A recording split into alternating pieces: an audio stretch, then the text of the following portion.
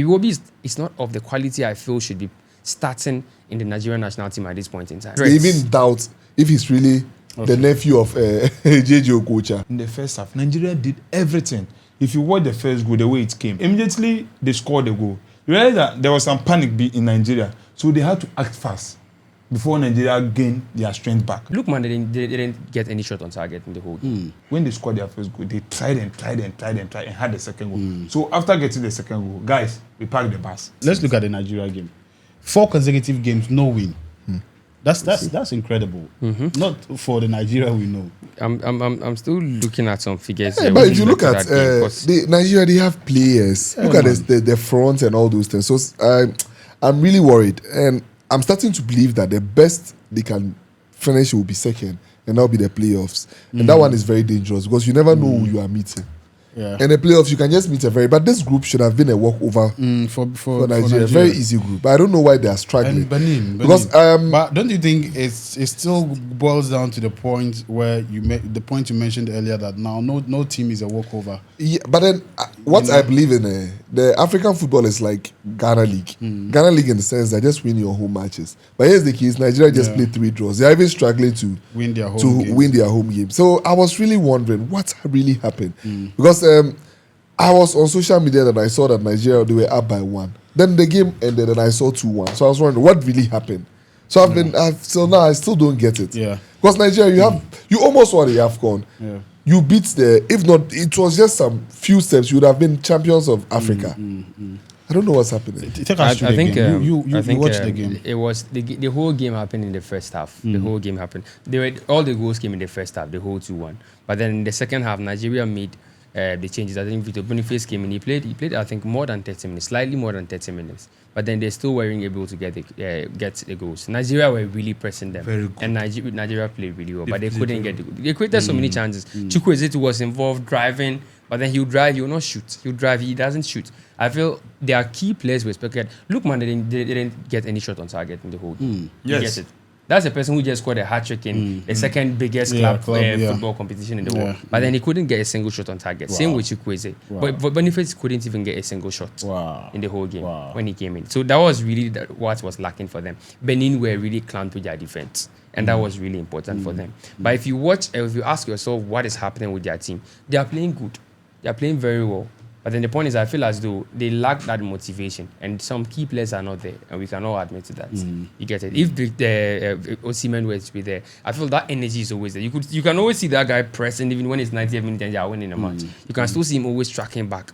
I feel his absence is actually something that is costing them. Even if he doesn't get goals, his overall general output with respect to how he contributes to the national team is really important, and you can't take that away. Of course, their captain too is one they all laugh so much, and he motivates every single person. It comes like one of did he play the game? No, he's not available. Yeah, I think he's still battling injuries, and he's one of the most influential players with their whole camp. He really motivates every single person. If you even look at his story, was I read his story one time. It was quite emotional. Yes, he has been a fighter all his life. Yeah, yes. So so someone like that missing in their team as well. I feel because it's like we are taking away. Let's say we take away Jiku and we take away I can say Jordan as well. You can see how it will be like for us.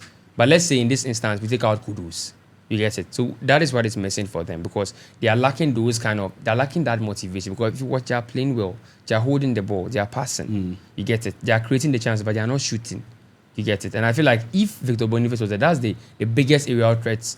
Not Victor Boniface, Victor Osimhen. That is the biggest aerial threats they would have in their team.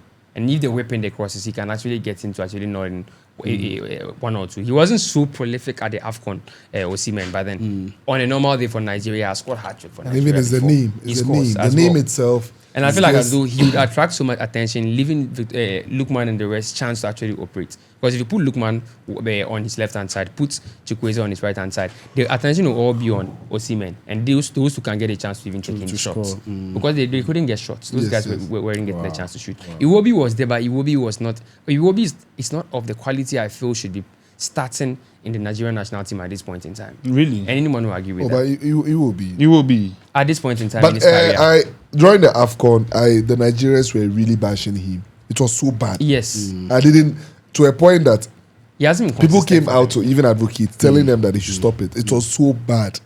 They were even saying that they even doubt if he's really the nephew of JJ Okocha and all those things. But Iwobi is good. I think it's just a switch in positioning. He has been released, though. I think he has been released at by Fulham. No, Fulham. It's Iheanacho that has been released. Iheanacho has been released. I'm sure of that. But I don't know. He just signed for Fulham, from Everton to Fulham. He's not really impressive with Nigeria. He's not really impressive.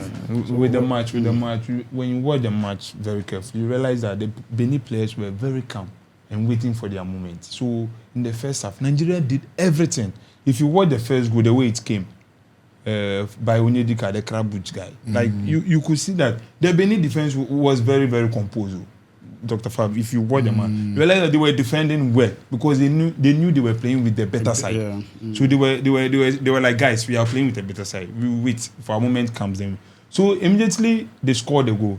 You realize that there was some panic in Nigeria, so they had to act fast before Nigeria gained their strength back. So after when they scored, Nigeria scored, they were calm until when they had their moment. When they scored their first goal, they tried and had the second goal. So after getting the second goal, guys, we parked the bus. Nigerian played all the ball. They couldn't get chance to even shoot. The shooting space wasn't there. They were just good. I was like, Benin. So if country like this is to hold you like this, then you suffer. Because I watched the highlights. You know, African football, it's not like City where if you park the bus, they can still harm score. Like it was very difficult. The ball can tail.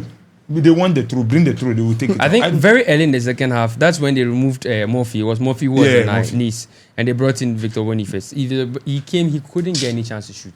I was very, very, very impressed. He couldn't get any single chance. They did very, very well. Defensively, they were really solid. Because after they took a lead just before the first half. Yes, I think just before the first half. Just before. I think it was time was almost up. It was 45 plus 3 plus 2 thereabout, and they got their goal. And that is where they headed into the locker room with that one plan to come and defend.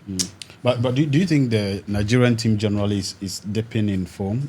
Because their form isn't good. Their form isn't good. I don't know what's happening. I'm saying, you can attribute that to the players not some key players not being available. Also, you can attribute that to just their mentality and attitude. But look at the squad. It's the way they respond. Chukwueze, Iwobi, Lukman, Onyedika, Ndidi. All these players are well known. And well-known players. Like this player saying, like Chukwueze. Chukwueze is so good. Basi was even there. But I think they still have a chance of redeeming themselves. I still believe that we are not up to halfway down. Just one match. Yeah. All of this. Their coach has also been under fire in Nigeria. Yes. Definitely. If your team is especially not winning for in the last 4 goals. It's hard. It's my prayer because I really want to see Nigerians follow the World Cup. Because they have the nicest kits. They have to follow. You are going and they are following. Nigeria is known for having the best kits usually. So sometimes anytime they are, they give pressure. Their kits are so beautiful. So and they are our neighbors, though rivalry aside. But imagine you, with all due respect to Benin going to the World Cup. Or Chad. You hear that Chad is going to the World Cup. With all due respect to those countries, but then their time will come. But I believe that Nigeria will entertain us at the World Cup level, and I hope and I pray that they make it to the World Cup. Yes, but the way things are, I still feel it's very dangerous because So let's see. Yeah, it's very, very dangerous for Nigeria. So I think they are playing very good, but I think they should up their game a bit. Yes. So up the game a bit. What do you think Nigeria should do? For me, I just feel where it's the timing. Probably in the next time they are going to play the next qualifiers fixtures, I believe you will see a massive improvement. Very true. Okay. I think there will be some changes with respect to even the lineup as well. Inclusions will come, and also I feel like so many technical. Look at all these players; they are big boys. I feel like Osimhen alone inside. Osimhen is motivational. After watching the highlighting, it wasn't that they were bad. They were exactly. Oh, yeah, I understand, if they were to put up that performance in Baba Yara Sports Stadium as Ghanaians and they lost, I'm sure Ghanaians would be happy. Funny enough, Benin just made only 2 changes, so they didn't just want to temper with. But we also have to agree that like the countries we see as underdogs now are also learning fast. They're improving. So you just don't come and then you take. Everyone is investing in sports. Even Rwanda, and really now the world is so open. It's easy for every country to have access to stuff that knows will how to improve play their ball, so. their teams and all of that.